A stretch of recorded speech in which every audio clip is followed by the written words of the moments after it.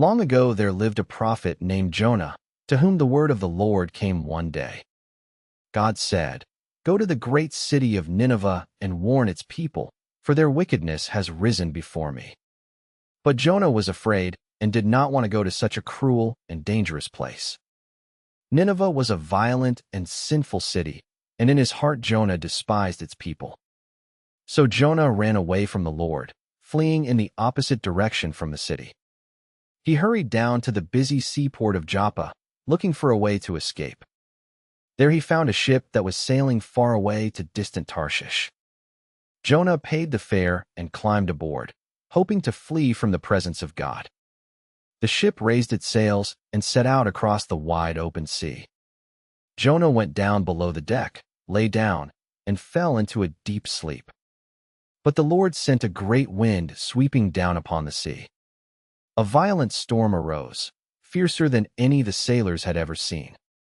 Huge waves crashed over the ship until it seemed it would break apart. The terrified sailors cried out, each one praying to his own God for help. They threw the cargo overboard, desperate to lighten the sinking ship. The captain found Jonah asleep and shook him. "How can you sleep? Pray to your God." The sailors cast lots to find who had caused this calamity, and the lot fell on Jonah. They demanded of him, "Who are you, and what terrible thing have you done?" Jonah answered, "I am a Hebrew, and I worship the God who made the sea and the dry land. I am running away from the Lord," he admitted, "and this storm has come because of me." The sailors were terrified and cried, "What must we do to calm this raging sea?" "Throw me into the sea," said Jonah, "and then the waters will become calm again." The sailors tried hard to row back to land, but the sea grew only wilder. At last, crying to God for mercy, they lifted Jonah and cast him into the sea. Instantly the wind died down, and the raging sea grew still and calm. The sailors were filled with awe, and they bowed down and worshipped the Lord. But the Lord had prepared a great fish, which rose up and swallowed Jonah whole. Down Jonah sank into the dark waters, and the great fish drew him in. For 3 days and 3 nights, Jonah remained inside the belly of the fish.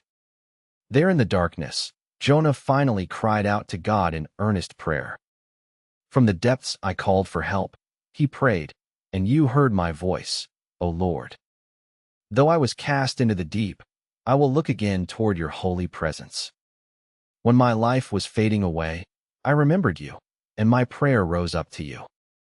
Salvation belongs to the Lord alone, Jonah declared with a humble and grateful heart. Then God spoke to the fish, and it spat Jonah out upon the dry land. Jonah lay upon the shore, soaked and weary, but alive and given a second chance. Once again the Lord said, "Go to Nineveh and proclaim the message I give you." This time Jonah obeyed, and he set out on the long road to the great city. He walked through the streets of Nineveh, crying out, "In 40 days this city will fall." And the people of Nineveh heard his warning, and they believed the word of God. From the greatest to the least, they repented, fasting and dressing in sackcloth. Even the king rose from his throne, laid aside his robe, and humbled himself.